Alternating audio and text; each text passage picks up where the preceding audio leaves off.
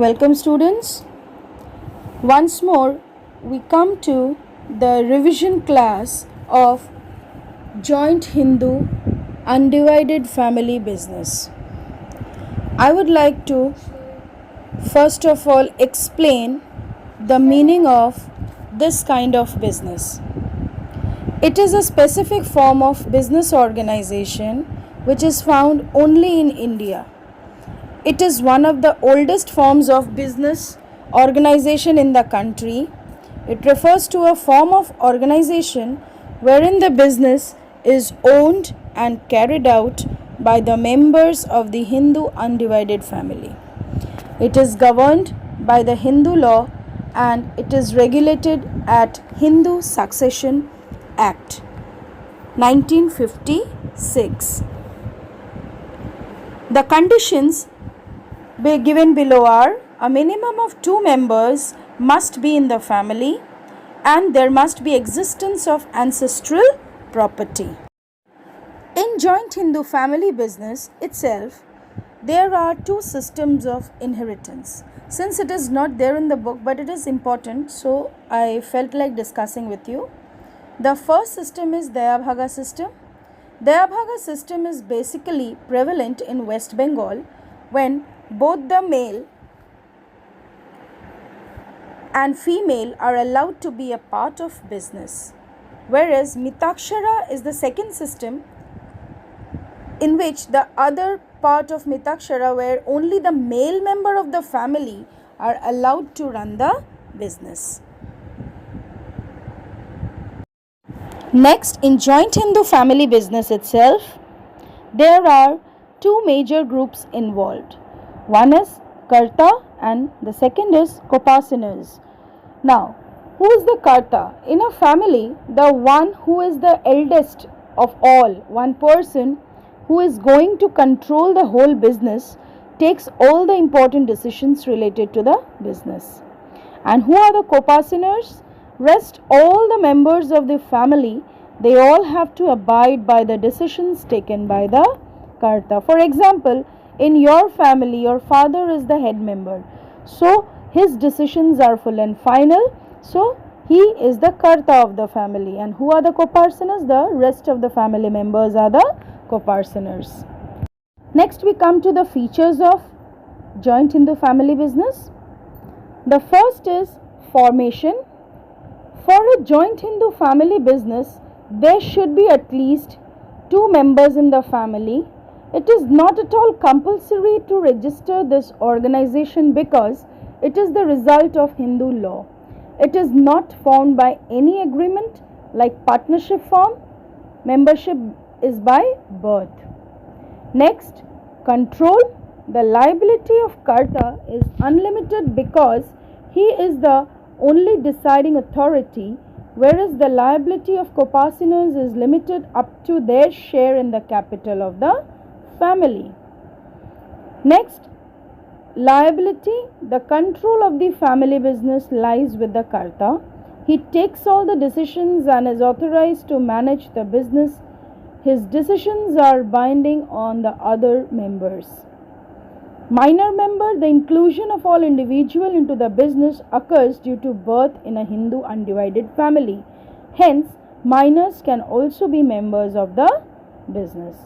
Continuity. This organization enjoys a long and stable life as it is not affected due to death, insolvency, insanity of any of its members. In other words, if Karta dies or becomes incapable of managing the business, then the succeeding Kopasinar will act as Karta. Hence, operations are not terminated and continuity of business is not threatened. Next, I move on to the merits of Hindu Undivided family business. First is effective control. The Karta has absolute decision making power. This leads to prompt and flexible decision making. Second, continued business existence. The death of the Karta will not affect the business as the next eldest son or the next eldest member will take up the position. Then it continues hereditary. Hence, continuity is not threatened. Limited liability of members. The liability of the co-partners except the Karta is limited. Their risk is well defined and precise. Increased loyalty and cooperation. Greater sense of loyalty towards one another. Pride in the growth of business links to the achievement of the family. Thus, helps to secure better cooperation from all the members. Next, I move on to the limitations of this kind of business, since it is not there in your syllabus, but you need to know it, you know about it. The first is limited resources. The common problem faced by the joint Hindu family is of limited capital, which is largely dependent on the ancestral property and throws limits for growth and expansion. Next, unlimited liability of Karta. The Karta is not only loaded with responsibility of the decision making and running the business, but also distressed due to unlimited liability. The business debts can be repaid using his property. Limited managerial skill. Given that the Karta cannot be specialist in all areas of management, the business might suffer due to his unwise decisions. His incapability in decision making may lead to meager profit,